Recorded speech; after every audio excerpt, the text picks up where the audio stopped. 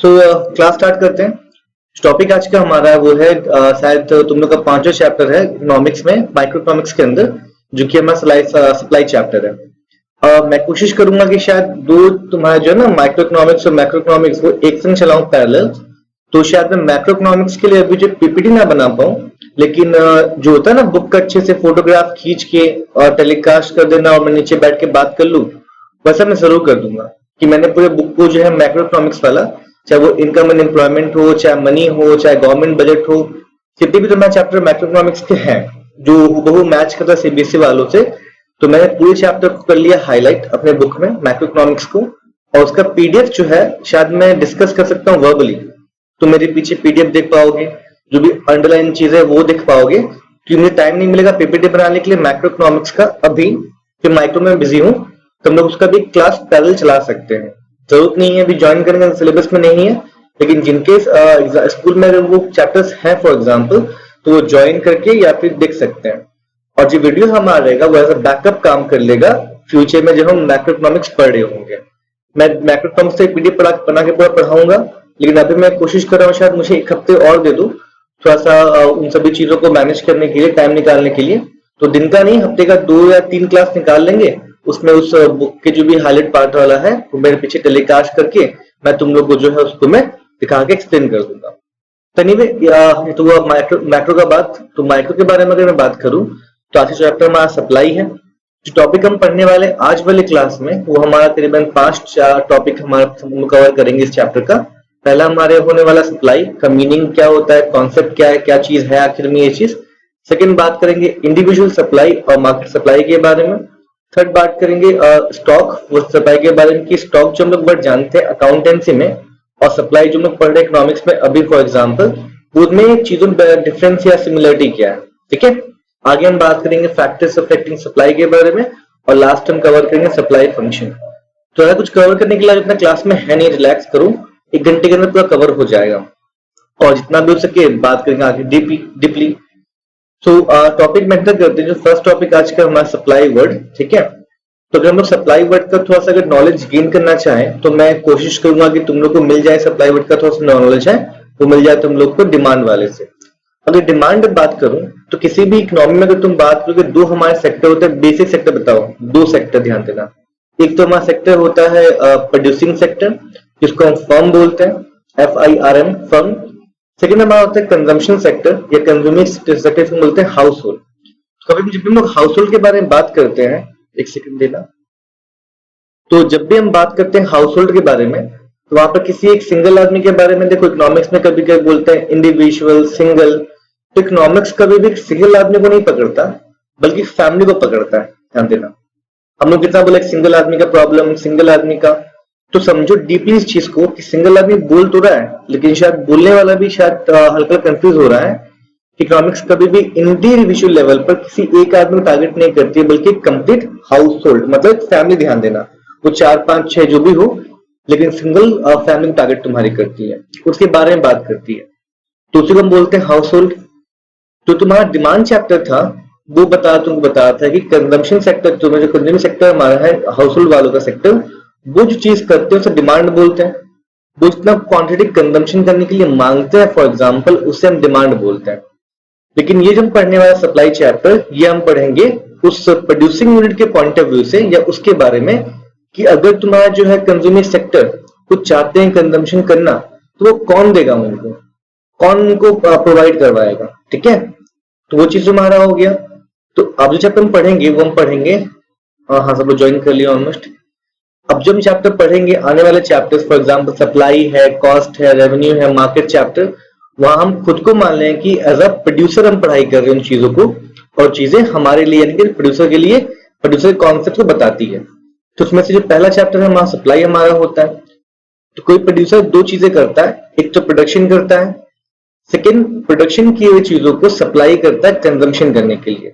तो मैं supply word को अगर मैं कॉमन सेंस में लेके जाऊं, तुम इसको मान सकते हो कि इसको बस गुड्स को अवेलेबल करवाना या गुड्स को किसी को देना, for example at some price. 2 चीजें होती हैं इंपॉर्टेंट यहाँ पर सुपरफिशियल लेवल पर, क्योंकि सामान किसी को देना कुछ प्राइस के बदले, सप्लाई बोलते हैं फॉर एग्जांपल सिंपल वर्ड्स में कहा जाए तो।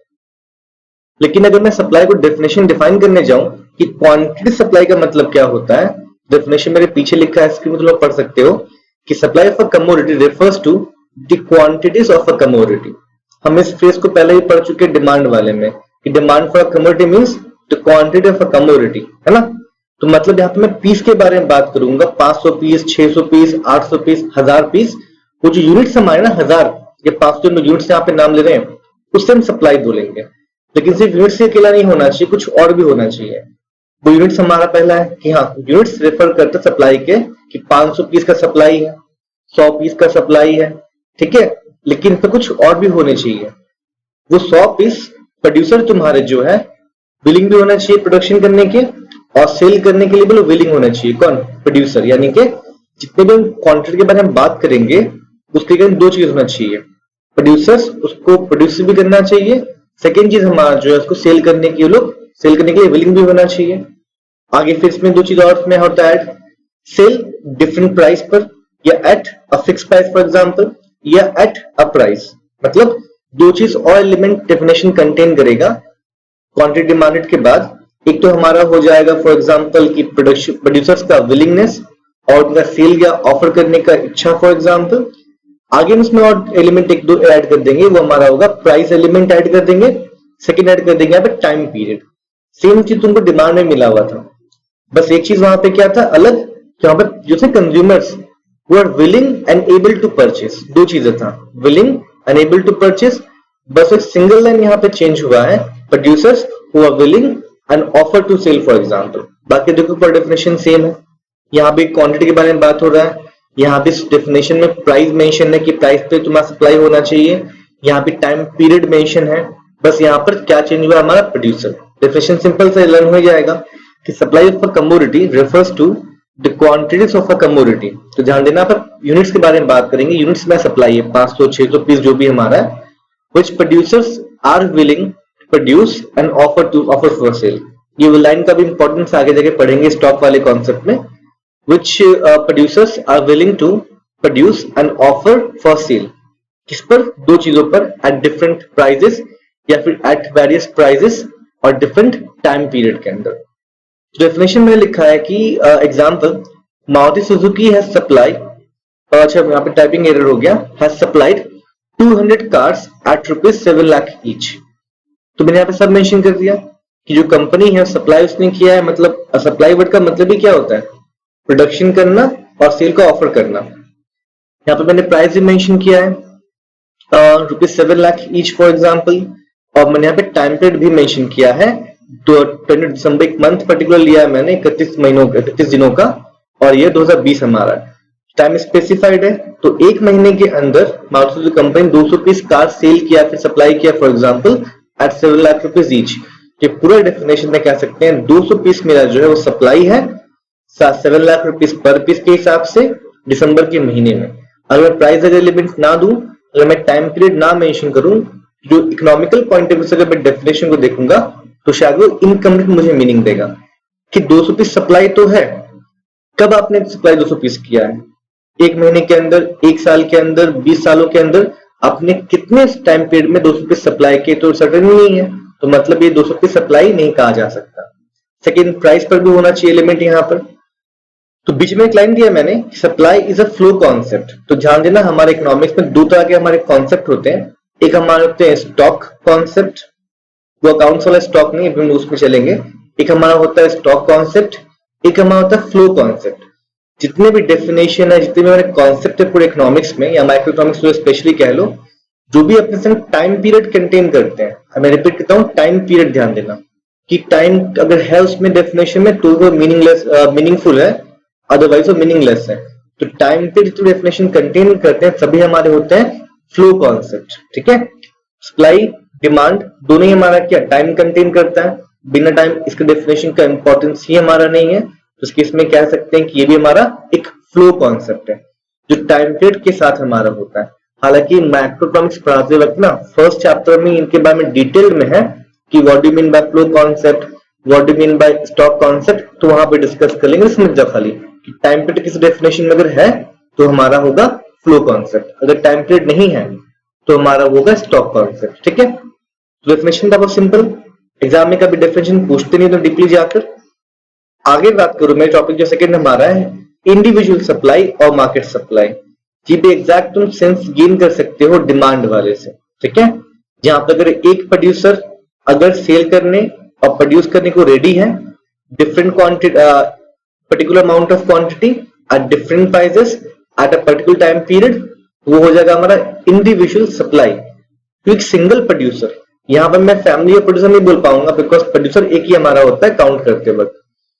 जितना भी एक कोई प्रोड्यूसर और प्रोड्यूस करता है सप्लाई करता है for example at different prices during a particular period of time, तो उसे कहेंगे उस प्रोड्यूसर का इंडिविजुअल सप्लाई। अगर मेरे मार्केट में 5 फॉर एग्जांपल प्रोड्यूसर है A B C D E लेके चलो, तो ए सिंगल ए अलोन, ध्यान देना ए कितना पीस जो है क्वांटिटी किसी भी कमोडिटी क्वांटिटी प्रोड्यूस करने के काबिल है और सेल कर सकता है, सेल या ऑफर फॉर सेल कर सकता है फॉर एग्जांपल कितने रुपए पर कितने महीनों के अंदर, तो उसको हम बोलेंगे उसका इंडिविजुअल सप्लाई। ध्यान देना, मान के चलो mister A has offered to sell 200 units of particular car at ₹5 lakh each in the month of January 2021। जहां पर सिर्फ ए के बारे में बात हो रहा है कि कितना प्रोड्यूस और सेल कर सकता है, तो वो हमारा इंडिविजुअल। लेकिन उस मार्केट में जितने भी हमारे प्रोड्यूसर्स हैं, अगर मैं सबके को कंबाइंड कर दूं कि सभी के सभी प्रोड्यूसर मान के चलो A B C D E, अगर मैं सबके सप्लाई को ऐड कर दूं दिसंबर मंथ का, चाहे तुम कह लो जनवरी मंथ का फॉर एग्जांपल, कितने प्राइस पे अलग अलग सेल कर रहे हैं, अलग अलग सप्लाई कर रहे हैं, ठीक है। तो ये हमारा हो जाएगा मार्केट सप्लाई, कि मार्केट में कोई हमारे प्रोड्यूसर अवेलेबल है, वो सभी मिलकर किस टाइम पीरियड में कितने रुपए पर कितना पीस सप्लाई करना चाहते हैं या फिर कर रहे हैं फॉर एग्जांपल, उसको बोलेंगे सप्लाई मार्केट का पूरा। डेफिनेशन बहुत सिंपल है यहाँ पर कि individual supply refers to the quantity of a commodity which a firm ना एक फर्म ध्यान देना is willing to produce an offer for sale at a particular price during a specified period। Same definition copy करें supply वाला हम लोग, बस यहाँ पे अ फर्म ने यूज कर दिया। आगे है कि market supply refers to the quantity of a commodity which all the typing error यहाँ पे स्पेस बीच में होगा, all the firm is willing to produce an offer for sale at a particular price during a specified period। तो यहाँ मैंने all the firm लिख दिया, मतलब मेरा मार्केट बन गया।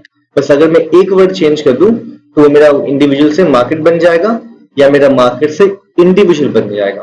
हालांकि बहुत ही लेस इंपॉर्टेंट टॉपिक है ये तुम्हारा इंडिविजुअल मार्केट, लेकिन समझ जाओ कि हम लोग क्या करते हैं कि अभी उतना डीप तो पूछेगा तुम लोग से इकोनॉमिक्स, लेकिन तुम समझोगे जब तक हम लोग सिंगल प्रोड्यूसर का सप्लाई ऐड नहीं करते तब तक हम लोग को मार्केट सप्लाई नहीं मिलेगा, बिकॉज सिंगल अल्फाबेट से ही ना बनते हैं। फॉर एग्जाम्पल पूरा एक लेटर फॉर एग्जाम्पल, तो यहाँ भी सेम चीज है कि हम लोग को इंडिविजुअल सप्लाई भी समझना पड़ेगा क्या होता है सिंगल प्रोड्यूसर का, फिर जाके हम समझते हैं मार्केट सप्लाई। तो वो लोगों को समझ में आ गया होगा। टॉपिक नेक्स्ट हमारा जो है वो है स्टॉक वर्सेस सप्लाई। मैं कॉन्सेप्ट नहीं जाऊंगा कि स्टॉक कॉन्सेप्ट में सप्लाई कॉन्सेप्ट, बल्कि जो हमारा वर्ड है स्टॉक और सप्लाई, बहुत सिंपल समझ जाओगे। एक सेकेंड मुझे देना।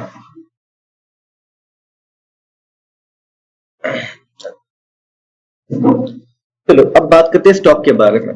तो अकाउंट्स में स्टॉक का मतलब क्या होता है, किसी भी अकाउंटिंग ईयर के एंड में, एकदम एंड में ध्यान देना, और किसी भी अकाउंटिंग ईयर के स्टार्टिंग में हमारे पास कितना नंबर ऑफ गुड्स जो मैंने प्रोडक्शन किया था लास्ट अकाउंटिंग ईयर में या फिर इस अकाउंटिंग ईयर में। देखो अगर मैं बात करूं क्लोजिंग स्टॉक के बारे में, तो कितना अमाउंट ऑफ गुड्स अनसोल्ड पड़ा है मेरे पास क्लोजिंग डेट पर, उसे कहते हैं क्लोजिंग स्टॉक, ठीक है।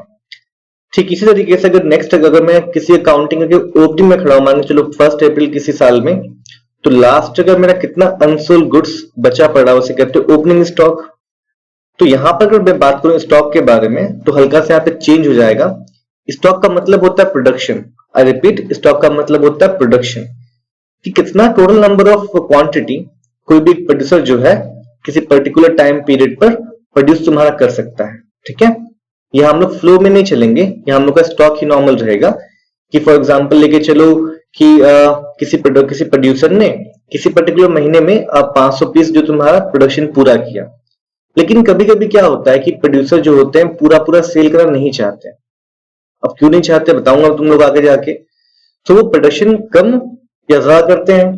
तुमने पढ़ा ना एंटी डिमांड एक्सपोस्ट डिमांड, ठीक है, उस तरीके से कोई प्रोड्यूसर क्या करता है, हमेशा अपना स्टॉक मेंटेन रखता है, या पूरा पूरा अगर सेल नहीं हुआ तो वो कोशिश करता है कि कुछ सामान बचा के अपने पास रख ले, ताकि इन फ्यूचर में जब डिमांड आएगा तो खाली हाथ ना बैठा रहे, वो बेच दे। फॉर एग्जाम्पल देखो, अभी करंट अगर डिमांड है तो बेच दे, कोई दिक्कत नहीं है। लेकिन जनरली देखा गया है कि जो हमारे प्रोड्यूसर्स होते हैं वो डिमांड से कुछ ज्यादा ही प्रोडक्शन करते हैं। क्यों? इसके पीछे कारण है कि कोई भी डिमांड को एकदम एग्जैक्टली एस्टिमेट नहीं कर सकता कि भाई 400 पीसी बिकेगा तो 400 पीसी बनाओ, कम बेसी होते रहता है। लेकिन जहां देखा गया किसी भी इंडस्ट्री में कि प्रोडक्शन जो होता है नॉर्मल सिचुएशन में वो डिमांड से ज्यादा ही हमारा होता है। तो यहाँ पर हम लोग एक्स्ट्रा अमाउंट मान के चलो कि 500 पीस मैंने बनाया, 300 पीस बिक गया, 200 पीस बचा है। 200 पीस को स्टॉक नहीं बोलेंगे यहाँ पर, बल्कि स्टॉक का मतलब होता है कितना टोटल अमाउंट ऑफ प्रोडक्शन जो है किसी प्रोड्यूसर ने किया है, उसको हम लोग इकोनॉमिक्स में कहते हैं स्टॉक। डिफाइन करूंगा, टेंशन मत लो। अब सप्लाई क्या होता है? अब उसी बनाए हुए चीज में से, बनाए हुए नंबर्स में से वो जो प्रोड्यूसर तुम्हारा है वो कितना पीस सेल करने को रेडी है, उसको सप्लाई बोलते हैं।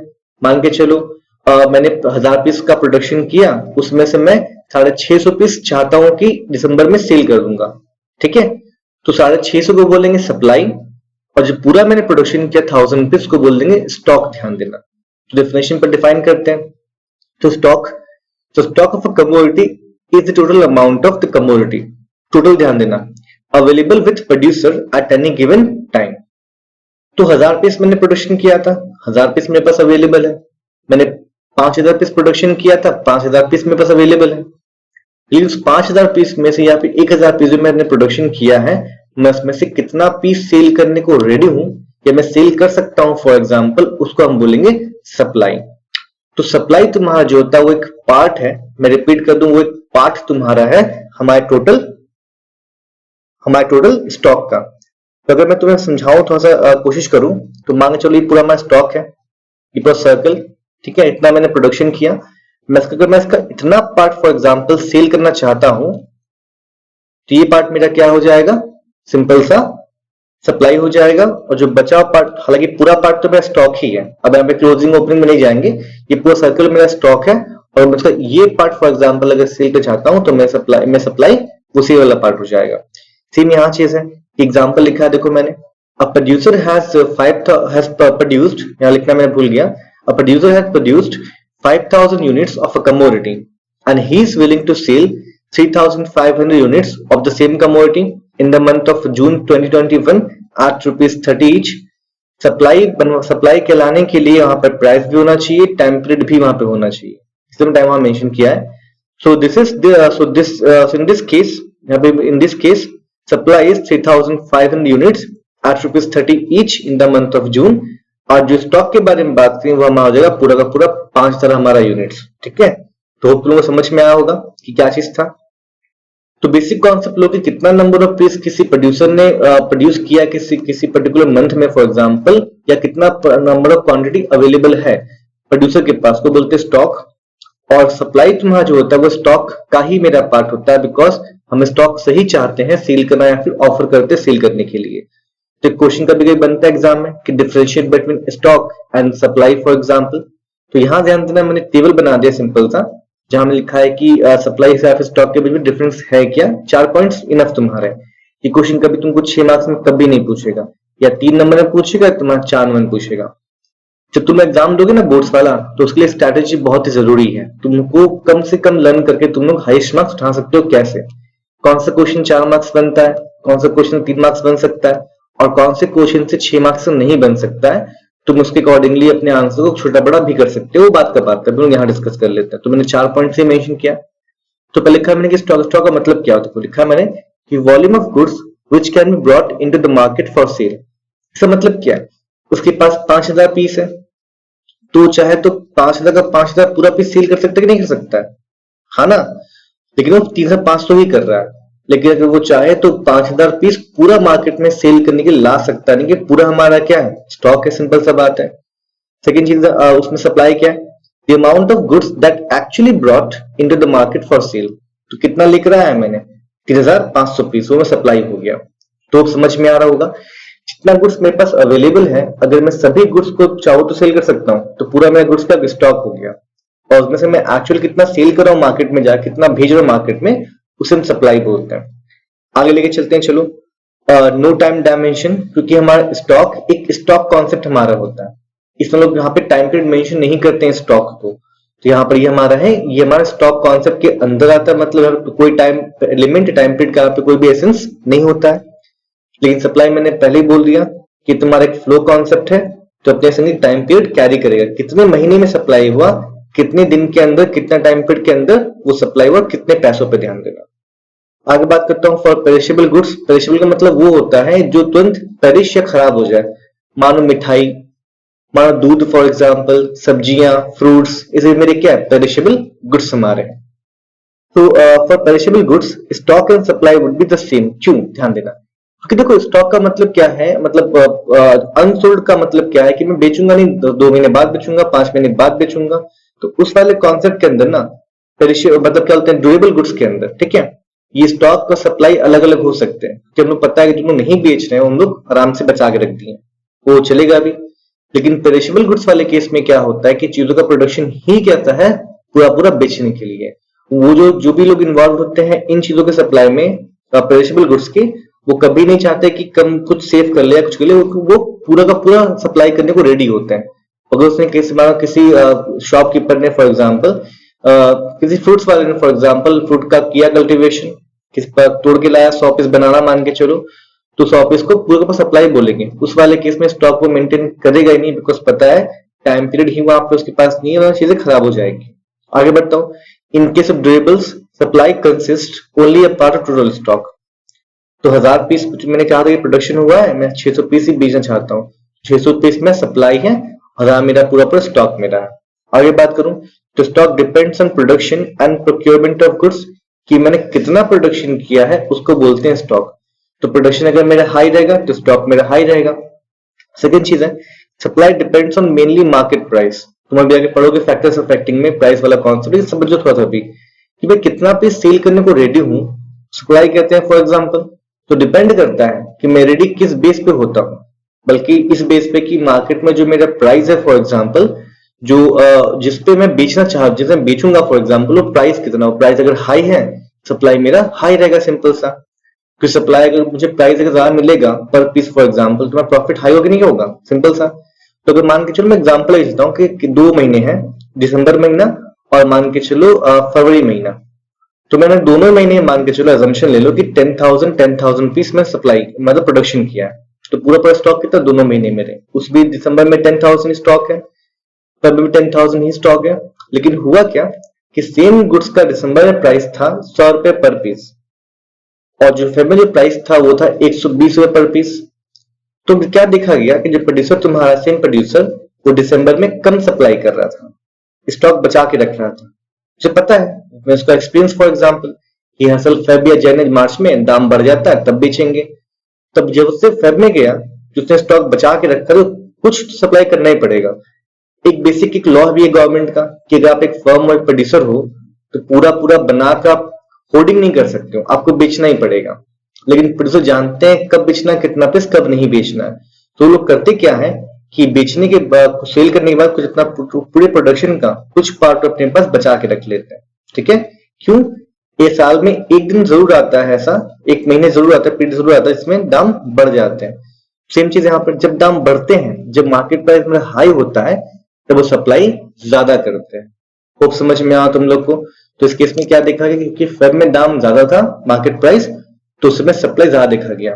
तो दिसंबर में मान के चलो वो 1000 पीस प्रोडक्शन के बाद 400 पीस ही सप्लाई कर रहा था, मतलब 40% सप्लाई था पूरे स्टॉक का। लेकिन फेब में क्या देखा, क्योंकि प्राइस हाई था, पूरे साल का हाई पॉइंट पे प्राइस हमारा था, तब उस समय क्या देखा गया कि सब मान के चलो 600 पीस 10,000 में से नहीं, सॉरी 1000 पीस में से 600 पीस वो सेल कर रहा था। मतलब कितना है सप्लाई यहाँ पर 60% फॉर एग्जाम्पल। ठीक इस तरीके से आप मार्केट प्राइस अट्रैक्ट करता है सप्लाई को। तो हम पढ़ेंगे फैक्टर्स अफेक्टिंग सप्लाई वाले केस में। तो टॉपिक वही हमको मिल गया। तो यहाँ हमारे 7 फिर से फैक्टर्स हैं या पॉइंट चलो कह लो, जो किसी भी कमोडिटी के सप्लाई को करते हैं अफेक्ट। ठीक है, चाहे वो इंडिविजुअल हो चाहे मार्केट में रहो। तो सप्लाई वाले केस में इंडिविजुअल सप्लाई और मार्केट सप्लाई को फैक्टर्स को अलग अलग करने का जरूरत नहीं, उतना इंपॉर्टेंट टॉपिक नहीं है, लेकिन सिंपल समझ जाना। यहाँ तुम देख पा रहे हो पहला पॉइंट जो हमारा वो है प्राइस ऑफ द कमोडिटी।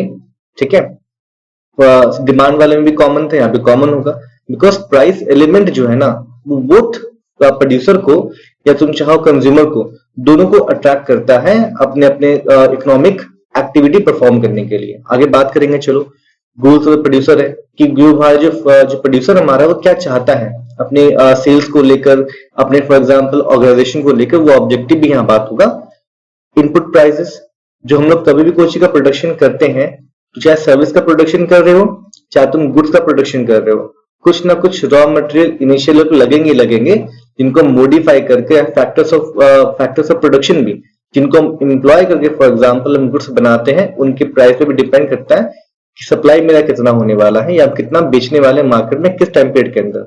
आगे हमारा price of related goods, for example तुमको पता ही है कि बहुत सारे गुड्स होते हैं, किसी भी कमोडिटी गुड्स अलोन नहीं होता, बल्कि उससे कनेक्टेड, उससे रिलेटेड हमारे बहुत सारे गुड्स होते हैं, ठीक है। इनको हम सब्स्टिट्यूट्स भी बोलते हैं और चलो क्या लोग कॉम्प्लीमेंट्री बोलते हैं। तो उनका प्राइस भी करता है अफेक्ट डिमांड को, माय मिस्टेक सप्लाई को। आगे बात करें टेक्निक्स ऑफ प्रोडक्शन, यहाँ पर तो जो भी तुम्हारा होता है प्रोड्यूसर, वो तुम्हारा कैपिटल इंटेंसिव टेक्निक लगाता है, लेबर इंटेंसिव टेक्निक लगाता है, या ओल्ड टेक्निक्स यूज करता है प्रोडक्शन में, या फिर न्यू टेक्निक्स यूज करता है प्रोडक्शन प्रोसेस में। तो उस टेक्निक पे भी डिपेंड करता है सप्लाई तुम्हारा कितना पीस होने वाला है पूरे प्रोडक्शन का। गवर्नमेंट पॉलिसीज और फ्यूचर एक्सपेक्टेशन ऑफ फर्म्स, बहुत सिंपल है, खाली तुमको नोट्स चाहिए, नोट्स टाइप मैंने कर दिया, तुमको सेम छापना है एग्जाम में, ठीक है, लेकिन समझो पूरा पूरा। तो पहला बात करूं प्राइस ऑफ द कमोडिटी, ये होता क्या, ध्यान देना। देखो मैं डिमांड लूं चाहे मैं सप्लाई लूं, फॉर एग्जांपल दोनों ही चीजों में प्राइस बहुत इंपॉर्टेंट रोल प्ले करता है। कैसे कि अगर मैं बाय लूं फॉर एग्जांपल, तो मैं सामान बाय करने के बाद पैसे पे करूंगा। अगर फॉर एग्जांपल अगर मैं सेलर हूं, ठीक है, तो मैं सामान को सेल करने के बाद पैसे रिसीव करूंगा, मतलब दोनों केस में प्राइस इंपॉर्टेंट यहाँ पर है। तो जैसा कॉन्सेप्ट हम लोग वहां लेके चले थे सप्लाई डिमांड वाले केस में, यहाँ पे सेक इसका उल्टा हो जाएगा, क्योंकि अगर प्राइस हाई रहेगा, ध्यान देना, हाँ पहले मैं तुमको क्लियर कर दूं कि जब भी हम कोई फैक्टर्स पढ़ते हैं ना, कोई भी एक फैक्ट नंबर 1 फैक्टर्स के बारे में बात करता हूं, तो उस केस में ध्यान देना तुम लोग कि बाकी 6 को मैं कांस्टेंट मानता हूं, तो मुझे बार बोलना ना पड़े, तुम कंफ्यूज मत होना, ठीक है। दाम बढ़ गया, जो मेरा स्टाफ का सैलरी तो बढ़ाना पड़ेगा, कैसे मैच करेगा, नहीं, यहाँ पर बस इकोनॉमिक अजम्पशन ले लो। जब किसी हम एक फैक्टर के बारे में बात करते हैं तो वही फैक्टर सिर्फ चेंज हो रहा है, बाकी सभी कांस्टेंट यहाँ पर है। तो मैं खाली प्राइस के बारे में यहाँ पे बात कर रहा हूँ, बाकी सभी जो फैक्टर्स तुम्हारे बाकी के हैं वो सभी हमारे क्या है, फिक्स्ड है इस केस में, समझ रहे हो, ठीक है। तो मान के चलो अगर मैं प्राइस अगर हाई होता है तो सेलर मुझे पैसे क्या मिलेंगे, ज्यादा मिलेंगे। पहले मैं एक सामान को बेच रहा था 100 रुपए में, अब मैं सामान को बेच रहा हूँ 120 रुपए में, तो मैं अगर पहले सिचुएशन में कंपेयर करूं तो मुझे अभी 20 रुपए एक्स्ट्रा मुझे मिल रहा है, खूब समझ में आ रहा हूं। तो यहाँ पर मैं पहले से 20 रुपए एक्स्ट्रा कमा रहा हूं। तो तुम बताओ कि क्या इस केस में सप्लाई ज्यादा करूंगा, इस केस में ज्यादा से अगर सप्लाई में करूंगा तो मुझे प्रॉफिट क्या होगा, ज्यादा मुझे प्रॉफिट भी मुझे होगा, ठीक। इस तरीके से जैसे जैसे सप्लाई प्राइस बढ़ता है किसी भी कमोडिटी का मार्केट में, और अगर अदर फैक्टर्स कांस्टेंट रहे, तो प्रोड्यूसर्स क्या पाते हैं कि उनका सब जो प्रॉफिट मार्जिन है वो भी तुम्हारा बढ़ रहा है, और प्रॉफिट मार्जिन में बढ़ेगा तो जो ओल्ड प्रोड्यूसर मेरे थे वो तो प्रोडक्शन करेंगे फॉर श्योर, वो सप्लाई करेंगे फॉर श्योर, ज्यादा सप्लाई करेंगे, लेकिन जो न्यू सप्लायर्स है वो भी अट्रैक्ट होंगे उन चीजों का प्रोडक्शन करने में। मान के चलो कल को कोई पर्टिकुलर इंडस्ट्री है, रेस्टोरेंट का बिजनेस तुम्हारा है, लोगों को लग रहा है कि उसका जो खाने का दाम बढ़ रहा है, फॉर एग्जांपल डिमांड उस इंडस्ट्री में बढ़ रहा है, प्रॉफिट वहां पे ज्यादा है उस इंडस्ट्री में, तो लोग अपने कपड़ों का बिजनेस में भी छोड़कर या फिर वहां पर कम ध्यान देकर एक नया आउटलेट खोलेंगे, फॉर एग्जाम्पल फूड का इंडस्ट्री, ऐसे करता है बिजनेसमैन। सेम चीज यहाँ पर होता है, जिस भी इंडस्ट्री में आउटपुट का दाम धीरे धीरे बढ़ना स्टार्ट होता है और प्रॉफिट हाई होता है, बाकी सभी इंडस्ट्री के लोग वहां पर घुसना चाहते हैं, फॉर एग्जाम्पल। तो समझ में आ रहा हो, सेम चीज यहाँ पर, अगर प्राइस बढ़ेगा सप्लाई भी बढ़ेगा, क्योंकि प्रॉफिट मार्जिन बढ़ता है, और प्रॉफिट मार्जिन के लिए तो प्रोड्यूसर काम करता है, पढ़ते आराम से यहाँ पर। तो profit of the commodity affects the supply of, my mistake, मैंने गलती पढ़ लिया, price of the commodity affects the supply of the same commodity directly मतलब अगर प्राइस बढ़ा सप्लाई भी हमारा बढ़ेगा, गिवन अदर थिंग्स कांस्टेंट, ठीक है। larger quantity will be supplied at high prices, ठीक है, and smaller quantities will be supplied at lower prices। क्यों मैंने बोल दिया तुम लोग को, the reason is because the reason is so because at high price firms earn more profit, when cost per unit of output is constant, मैंने assumption पहले ही लिया, given other things constant, बाकी सभी फैक्टर्स कम है, जितना मेरा पहले खर्च होता अभी उतना ही खर्च हो रहा है, लेकिन सेलिंग प्राइस बढ़ गया, तो इस केस में क्या होगा, मुझे हाई प्रॉफिट होगा for sure. firm earn more profit when cost per unit of output is constant के बराबर है, सेलिंग प्राइस बढ़ गया मेरा, पहले भी कॉस्ट 100 रुपए ही लग रहा था, अब भी कॉस्ट 100 रुपए ही लग रहा है, लेकिन पहले मैं बेच रहा था 150 में, अब बेच रहा हूँ 200 रुपए में, तो प्रॉफिट अभी हाई है, मैं अभी ज्यादा सेल करूंगा। The higher amount of profit will induce more firms या फिर कि more new firms to produce and sell more. आगे बात करते हैं relation. So price of commodity has a direct relation with supply of it. क्यों? Price बढ़ाओ तो सप्लाई भी तुम्हारा बढ़ेगा, बिकॉज मार्केट में लोग ज्यादा चीजों को बेचना चाहेंगे। आगे हमारा गोल्स ऑफ द प्रोड्यूसर। तो कोई बात करते हैं किसी प्रोड्यूसर गोल्स के बारे में, दो चीजें होती हैं, एक तो वो चाहता है कि मेरा प्रॉफिट मैक्सिमाइज हो, सेल ज्यादा हो कम हो मुझे मतलब नहीं है, लेकिन जो मेरा प्रॉफिट एलिमेंट है वो मेरा हाई है, ध्यान देना, ठीक है। सेकंड तरह के लोग कुछ होते प्रोड्यूसर, वो क्या चाहते हैं कि प्रॉफिट अगर कम भी कमाए ठीक हो, दिक्कत नहीं है, लेकिन बात मैं करूं तो मेरा जो सेल्स का जो वॉल्यूम है ना, वो में ज्यादा मेरा होना चाहिए। तो हमने पढ़ा है बीएसटी में, पढ़ा है क्लास 11 में कॉमर्स में, होलसेलर्स रिटेलर्स। तुम कह सकते हो कि रिटेलर्स का प्रॉफिट मार्जिन पर यूनिट ज्यादा होता है कंपेयर टू होलसेलर्स, लेकिन जो होलसेलर्स जो तुम्हारे होते हैं वो टारगेट रखते हैं सेल्स मैक्सिमाइजेशन पर, मतलब मैं 1 लाख पीस दिन का बेचूं, ठीक है, और जो तुम्हें रिटेलर्स तुम्हारे होते हैं मैं दिन का 100 पीस ही बेचूं, 100 पीस ही बेच पाते हैं फॉर एग्जाम्पल। तो इसलिए क्या होता है कि उनका जो टारगेट तुम्हारा होता है रिटेलर्स का होता है प्रॉफिट मैक्सिमाइजेशन, लेकिन होलसेलर्स सेल्स मैक्सिमाइजेशन। तो गोल्स दो तरह के होते हैं किसी फर्म्स के, या तो प्रॉफिट मैक्सिमाइजेशन या तो सेल्स मैक्सिमाइजेशन। जब भी किसी फर्म का ऑब्जेक्टिव या गोल है सेल्स मैक्सिमाइजेशन, ध्यान देना, तो वो प्रोड्यूस ज्यादा करेगा और सेल भी ज्यादा करेगा। लेकिन जब भी किसी प्रोड्यूसर का ऑब्जेक्टिव या फिर गोल है प्रॉफिट मैक्सिमाइजेशन, तो प्रोडक्शन करने से बचेगा, क्योंकि पता है अगर मैं प्रोडक्शन हाई कर लूं और अगर सेल ना हुआ, मार्केट में डिमांड नहीं आया, तो मुझे लॉस हो जाएगा। समझ पा रहे हो? तो इस वाले केस में उस लॉस को अवॉइड करने के लिए, प्रॉफिट एक एडिक्वेट कमाने के लिए रिस्क नहीं लिया जाता। हम लोग प्रॉफिट मैक्सिमाइजेशन को रिस्क मिनिमाइजेशन भी बोलते हैं, ठीक है, कि मैं रिस्क कम से कम लूं, कम से कम प्रोडक्शन में करूं, और उसके बाद जो है मेरा गुड्स को जो वो अनसोल्ड या खराब हमारा गुड्स ना हो, मुझे प्रॉफिट कम ही चलेगा लेकिन लॉस मुझे ना हो। इस केस में सप्लाई मेरा कम होता है। तो मैं यहाँ पे ध्यान दूं, the goals of the firm may be either profit maximisation और सेल्स मैक्सिमाइजेशन, दोनों में से कोई एक हो सकता है। आगे है the goal of the firm determines the supply of a commodity as such. अगर पहला मेरा गोल अगर है, if the firm aim at maximising the sale, they may produce more and, वहां पे गलती typing error, and sell more than the profit maximisation output. अगर मेरा ऑब्जेक्टिव मान के चलो प्रॉफिट मैक्सिमाइजेशन, तो मैं 100 पीस सेल कर रहा हूं, लेकिन अगर मेरा ऑब्जेक्टिव रहेगा सेल्स मैक्सिमाइजेशन, तो मैं 100 से ज्यादा सेल कर रहा हूँ, मान के 250-300 कुछ मान के चलो, ठीक है, तो मैं उस लेवल से ज्यादा सप्लाई करूंगा सेल्स मैक्सिमाइजेशन वाले केस में। ठीक है, इसका उल्टा, if the aim firms aim at minimising risk, यानी कि कम से कम मुझे प्रोडक्शन करना है ताकि मेरा गुड्स बच ना जाए, मुझे लॉस ना हो जाए, दे विल वहां पे ये दे विल अवर्ट होगा, प्रिंट टाइपिंग मिस्टेक है, दे विल अवर्ट रिस्क या फिर avert risk and produce and supply a smaller quantity. कम कम बनाते हैं, कम कम बेचते हैं कि गुड्स बचा ना जाए मेरे पास और मुझे लॉस ना हो जाए। तो ध्यान देना, मैं एक चीज को समझाता हूँ आउट ऑफ द कॉन्टेक्स्ट जाके। अगर कोई प्रोड्यूस तुम्हारा करता है, उसके पैसे फंसते हैं प्रोडक्शन वाले केस में। यानी कि मानो वो किसी कुछ को प्रोडक्शन कर रहा है, अक्सर मारुति कंपनी है, वो गाड़ियां बना रही है और गाड़ी फॉर एग्जाम्पल नहीं बिकेगा, तो जो पैसे उसने बनाने में लगाए हैं वो तो वहीं तो लगा रह जाएगा तुम्हारा ना, वो तो फिर मोबिलाइज नहीं हो पाएगा। तो इस वाले केस में जो होते हैं स्मॉल प्रोड्यूसर, स्मॉल हमारे प्रोड्यूसर्स, वो डरते हैं, सिर्फ वो स्मॉल अमाउंट में सेल और प्रोडक्शन भी करते हैं। उनके पास पैसे होते हैं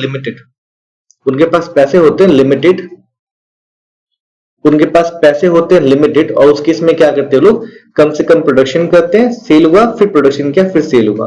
तो उनका स्मॉल सेलर्स का टारगेट है प्रॉफिट मैक्सिमाइजेशन या फिर रिस्क मिनिमाइजेशन। बड़े सेलर्स का तुम्हारा टारगेट होता है फॉर एग्जांपल लेके चलो सेल्स मैक्सिमाइजेशन। में नाम पढ़ा होगा हिंदुस्तान यूनिलीवर फॉर एग्जांपल, उनका टारगेट है सेल्स मैक्सिमाइजेशन कि हम एक दिन में 1 लाख पीस बेचे। तो प्रॉफिट बराबर मिल जाएगा उनको ऑलमोस्ट। और जो स्मॉल स्मॉल बायर्स तुम्हारे होते हैं, लोकल जो ब्रांड होते हैं, उनका टारगेट उनका होता है प्रॉफिट मैक्सिमाइजेशन, कम से कम बनाकर लॉस को कम से कम किया जाए। ठीक है, मतलब पॉसिबिलिटी लॉस का कम में कर दूं, लॉस थी पॉसिबिलिटी में कम कर दूं कम प्रोडक्शन करके। मैं एग्जांपल दूं, चलो तुम मानो कि तुम्हें मम्मी को लग रहा है फॉर एग्जांपल आज कि तुम लोग शायद बाहर खाना खा के आ सकते हो, तो खाना कम बनाएगी। क्यों? खाना वेस्ट ना जाए। ठीक है, इस तरीके से इन चीज हमारे यहाँ पे होता है। आगे बढ़ते हैं, इनपुट प्राइसेस। समझना, किसी भी गुड्स को प्रोडक्शन करने के लिए तुमको चाहिए इनपुट्स, तुम्हें चाहिए। यहाँ तुम्हारा हो सकता है उसका resources, raw material, factors of production, land labour, organisation. इन सभी को अक्वायर करने के लिए मुझे कुछ पैसे खर्च करने पड़ते हैं। तो यहाँ पर क्या होता है कि जो अगर मैं बाकी सभी मैं फिर से बोल रहा हूँ, इस वाले केस में इस फैक्टर को वेरिएबल मानना, तो बाकी सब चीज को फिक्स मान के चलना, उसमें कोई चेंज नहीं होगा, बस खाली यहाँ चेंज तुम्हारा होना चाहिए। तो अगर मान के चलो मेरा प्राइस, सेलिंग प्राइस में जो कि तोड़ रहे हैं उसमें कोई चेंज ना आए, लेकिन जितना मेरा कॉस्ट था अगर वो मेरा बढ़ जाए पहले से, तो मेरा कॉस्ट प्रोडक्शन बढ़ेगा, प्राइस तो बढ़ा नहीं यहाँ पर, तो यहाँ में प्रॉफिट मार्जिन कम हो जाएगा। तो अगर प्रॉफिट मार्जिन कम हो जाएगा तो लोग अब इंटरेस्टेड नहीं होंगे उसको प्रोडक्शन करने के लिए। ठीक है, तो सेल्स मेरा क्या हो जाएगा, कम हो जाएगा। तो इस तरीके से यहाँ पढ़ते हैं, so for producing any commodity producers have to employ resources such as land, labour, capital, raw material. ये सब चीज चाहिए प्रोडक्शन करने के लिए, और इनको हायर करने के लिए मुझे फैक्टर कॉस्ट पे करना पड़ता है। If the producers have to pay higher prices for the above factors, मतलब पहले से हाई मुझे पे करना पड़ेगा, price of the commodity remaining the same, it will reduce the profit margin। Common चीज समझ में आई तुम लोग को रहा होगा। In this situation, firms will produce less and sell less। Come production भी करेगा बिकॉज मेरे को कॉस्ट प्रोडक्शन भी कम करना, और मैंने प्रोडक्शन ही कम किया है तो मैं सेल भी कम करूँ, बिकॉज एसपी जो मैं सेलिंग प्राइस मेरा वो फिक्स्ड है, और कॉस्ट मेरा बढ़ते जाए तो मैं सेल भी कमी कर दूंगा अभी। On the other hand, a fall in the price of the factor input. सब अगला केस डिस्कस कर लेते हैं कि जहां पर चलो कि फैक्टर इनपुट्स के प्राइस तुम्हारे कम हो रहे हैं, तो प्रॉफिट मार्जिन मेरा बढ़ेगा, सप्लाई भी बढ़ेगा, प्रोडक्शन भी बढ़ेगा, और सप्लाई भी हमारा बढ़ेगा इस वाले केस में, बिकॉज प्रॉफिट तुम्हारा ज्यादा होगा। सिंपल टॉपिक था।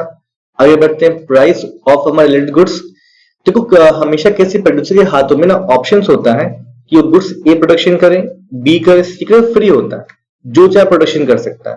तो मान के चलो अब अगर अभी वो गुड्स ए प्रोडक्शन कर रहा है करेंटली, लेकिन क्या देख रहा है कि ए में कोई प्राइस में बढ़ोतरी नहीं हो रहा है, लेकिन जो ए का तुम्हारा कॉम्प्लीमेंट्री गुड्स है, या लेके चलो रिटूट तुम्हारा गुड्स है, फिर अदर गुड्स क्यों ना तुम्हारा हो जाए, ठीक है, उसमें तुम्हारा क्या होना है, प्रोडक्शन, उसमें इसका तुम्हारा प्राइस बढ़ रहा है धीरे धीरे, तो वो क्या करेगा, उसमें सोचेगा कि मैं प्रोडक्शन ए, मैं गुड्स ए का प्रोडक्शन करते रहूं, या पूरा अपना प्रोडक्शन शिफ्ट कर दूं गुड्स बी में, कि बी का तुम्हारा प्राइस बढ़ रहा है। तो ऐसा देखा जाता है कि मान के चलो, अगर मानो मैं एग्जांपल तुमको ले रहा हूँ, पिज्जा लेके चलो डोमिनोज वाले में, अगर डोमिनोज देखेगा कि पिज्जा के जगह पे पास्ता ज्यादा बिक रहा है, एक दो महीना देखा फॉर एग्जाम्पल, तो क्या करेगा वो, अब पिज्जा का प्रोडक्शन कम करेगा, पास्ता ज्यादा करेगा, बिकॉज पास्ता में रेवेन्यू तुम्हारा ज्यादा है।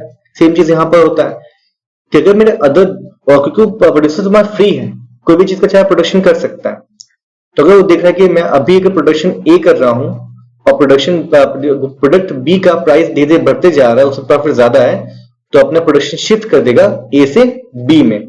तो ए का प्रोडक्शन क्या हो गया, ए का सप्लाई क्या हो गया, कम हो गया, बी का सप्लाई मेरा बढ़ गया। सेम चीज यहाँ पर भी है कि producers have always shifting has always option, यहाँ पर टाइपिंग एरर है, producers have always option of shifting from the production of one commodity to another if prices of other commodities are rising। ध्यान देना। So for example, अभी मानो company है, वो तुम्हारी शैम्पू प्रोडक्शन कर रही है, लेकिन क्या देखेंगे, शैम्पू से तुम्हारा प्रॉफिट जो है वो हेयर कंडीशनिंग में है, तो क्या करेगी, हेयर कंडीशनिंग में पूरा रिसोर्स को इंप्लॉय कर देगी। ध्यान देना, वो शैम्पू बनाते बनाते कार प्रोडक्शन नहीं करेगी, दोनों अलग अलग इंडस्ट्री है, तो कोई भी प्रोड्यूसर इंडस्ट्री कभी चेंज नहीं करता, सेम इंडस्ट्री से बिलोंग करने वाले प्रोडक्ट को चेंज भले कर ले, क्योंकि रिसोर्स वैसे ही हमारे होते हैं।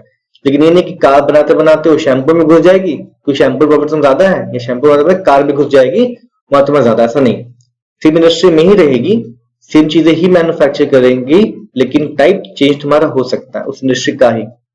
While the price of commodity remains constant, first wala for example, the rise in the price of the other commodities will be more profitable, and this will lead to increase in the supply of the other commodity leading to a fall in the commodity, जो हम बात कर रहे हैं commodity ए के बारे में। तुम एग्जांपल देके भी समझा सकते हो इसको, स्टेटमेंट लिखने के बाद तुम्हारे पर डिपेंड करता है। आगे बात करो टेक्निक ऑफ प्रोडक्शन, अब यहाँ चले आते हैं। तो कभी कभी क्या होता है कि जो लेबर, जो भी प्रोड्यूसर तुम्हारे होते हैं, वो टेक्नोलॉजी यूज करते हैं प्रोडक्शन वाले केस में। ये तुम्हारा टेक्नोलॉजी पुराना भी हो सकता है, नया भी हो सकता है। तो पुरानी टेक्नोलॉजी में क्या होता है ना कि जो मेरे आउटपुट होते हैं वो कम निकलते हैं, आउटपुट जो मेरे होते हैं वो कम होते हैं, लेकिन जो मेरा कॉस्ट कम लेके चलो। लेकिन जब मैं कोई नया मशीनरी कंपनी में लेके आया, तो मशीनरी नया है, उस पर एडवांसमेंट लाया गया, टेक्नोलॉजी को इनहेंस किया गया। इसीलिए इनहेंस किया कि अगर मैं पहले 1 किलो आटा डाल के फॉर एग्जांपल 10 रोटियां बना रहा था एक मशीन में फॉर एग्जांपल, तो मैं सेम रिसोर्स को डालकर मैं 15 या 16 पीस निकाल सकूं रोटियां। इसे कहते हैं न्यू टेक्नोलॉजी में इनहेंसमेंट आना। मुझे सेम अमाउंट ऑफ रिसोर्सेस में अब मुझे आउटपुट ज्यादा मुझे मिले। जब मेरा आउटपुट ज्यादा हो जाता है ना, तो एक चीज में कम हो जाता है, उसको बोलते हैं कॉस्ट पर यूनिट। ध्यान देना, तुम सोचो कि अगर मैं 1 किलो आटा का यूज करके मैं 10 रोटियां बनाऊं और मैं 1 किलो आटा परचेज कर रहा हूं 10 रुपए में, तो पर रोटी का मेरा कॉस्ट कितना है? अदर कॉस्ट भी भूल जाओ, 1 रुपए। लेकिन अगर मान के चलो कि मैं 1 किलो अब निकने में मैंने मशीन चेंज कर लिया, अब मैं 1 किलो आटा डाल के फॉर एग्जाम्पल अगर 20 रोटियां निकालो, टेक्नोलॉजी इनहेंस हो गया ना जी, आउटपुट बढ़ेगा। तो अब मेरा पर यूनिट मेरा कॉस्ट कितना लगा? 8 आना लगा। तो मुझे प्रॉफिट जो होगा पहले से ज्यादा होगा। इस तरीके से देखो, फिक्स्ड कॉस्ट तो बढ़ेगा फॉर श्योर, वो तुम डेप्रिसिएशन में लेके चले आओगे। अकाउंट्स में ना करते हैं कि मशीनरी को नया ले, मशीनरी नया लेकर अपने बिजनेस में, और जो टोटल कॉस्ट हमारा हो गया उसको एक संग कहाँ दिखाते हैं? स्मॉल अमाउंट डिप्रिसिएशन के वैल्यू में वे में दिखाते हैं। हर साल उतना बड़ा सिग्निफिकेंट अमाउंट होता भी नहीं, डिप्रिसिएशन वाला चल जाता है। लेकिन न्यू टेक्नोलॉजी आने के बाद हमारा आउटपुट जो है वो बढ़ जाता है, और हमारा कॉस्ट ऑफ प्रोडक्शन तुम्हारा जो है वो पर यूनिट बता रहा हूँ वो हमारा कम हो जाता है। तो प्रॉफिट जो मेरा हाई हो जाता है, और ज्यादा सेल करेंगे, ज्यादा और मैन्युफैक्चर करेंगे फॉर एग्जांपल। सेम चीज यहाँ पे, can improvement in the production technology, invention of new machines and advance techniques reduces the cost of production and increases the profit margin thereby. कैसे समझा दिया मैं तुमको अभी? Increased profitability induces, increased profitability मतलब जो प्रॉफिट में बढ़ गया, वो इंड्यूस कर रहा है, अट्रैक्ट कर रहा है the producers to produce more and increase supply thereby. Simple सा कॉन्सेप्ट हमारा। आगे चलो बात करते हैं हमारा जो है गवर्नमेंट पॉलिसी। तो गवर्नमेंट जो होती है किसी भी इकोनॉमी की, वो दो तरह के बनाती है पॉलिसीज। एक तुम्हारा होता है प्रोडक्शन पॉलिसीज, कि प्रोडक्शन कौन क्या करेगा, क्या चीजें प्रोडक्शन करेगा, कैसे प्रोडक्शन करेगा, क्या रूल्स का regarding production. Second, consumption policy भी तुम्हारी बनाती है गवर्नमेंट, ठीक है। तो दोनों ही तुम्हारे गाइड करते हैं इकोनॉमिक एक्टिविटी को, जो कंजम्पशन प्रोडक्शन हमारा होता है। तो गवर्नमेंट का जो पॉलिसीज है, चाहे टैक्सेशन पॉलिसी ले लो, रजिस्ट्रेशन पॉलिसी ले लो, गवर्नेंस पॉलिसी ले लो, जितना भी तुम्हारा होता है, अगर ये पॉलिसीज फेवर में रहेगा ना प्रोड्यूसर्स का, देखो कौन सा पॉलिसी डिपेंड करता है, देखो 1000 पॉलिसीज है, तुम किसको लिखोगे? बस यह है जरूर अपने लिखना स्टेटमेंट में कि if this policies are in favour of producers they will produce and sell more, and if this policies are against or not in favor of the producers, they will sell and produce less, for example।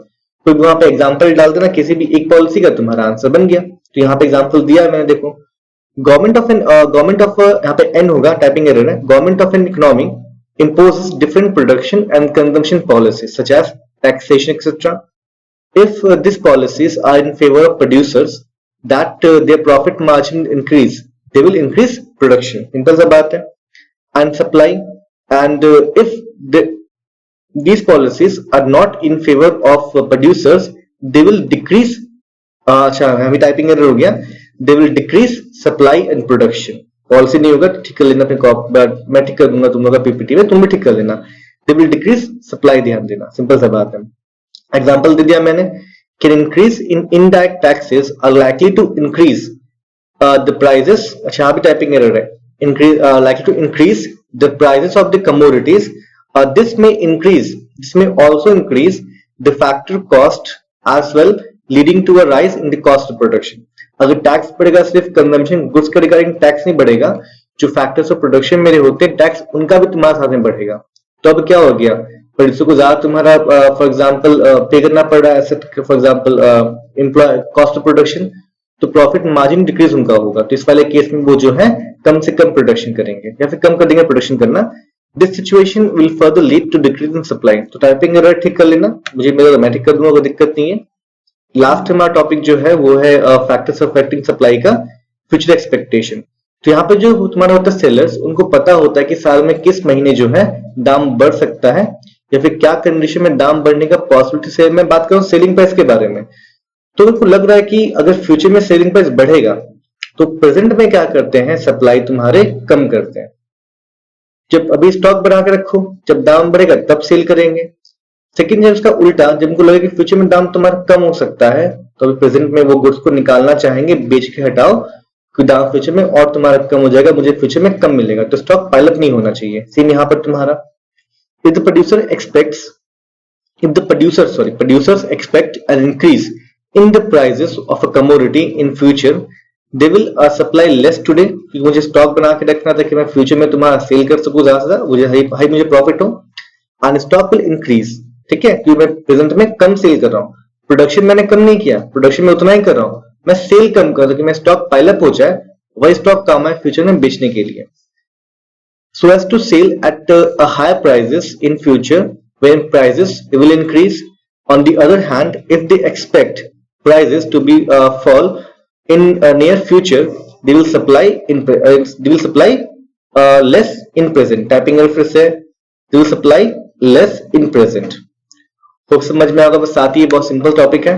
बस last हमारा आज का topic बचा वो है supply function. हम पढ़ चुके हैं डिमांड फंक्शन की एक फंक्शनल रिलेशन तुम्हारा होता है जो रिलेशन शो करता है क्वांटिटी डिमांड और फैक्टर्स अफेक्टिंग डिमांड के बारे में। सेम चीज यहाँ पे है, सप्लाई फंक्शन एक फंक्शनल रिलेशन है जो एक रिलेशन शो करता है क्वांटिटी सप्लाइड में के बीच में और फैक्टर्स अफेक्टिंग सप्लाई के बीच में। ये शो करता है मैं किस फैक्टर को चेंज करूं सप्लाई में ना, कितना चेंज हमारा होगा। हम लोग यहाँ पर जो लिखा फंक्शन लिखा मैंने ब्रैकेट में PNG FT ENM वगैरह वगैरह, ये बस एक सिंबॉलिक मैंने अल्फाबेट्स यूज किया है, ठीक है। ये मत बोलो कि हाँ जी होता है टी होता है, तुम GT को यूज के नीचे में रेफरेंस दे सकते हो। साथ हमारे फैक्टर्स होते हैं, तुम अगर टी को बोलो for example future expectation technology तो भी चलेगा, तुम ई को बोलो इनपुट प्राइस तो भी चलेगा।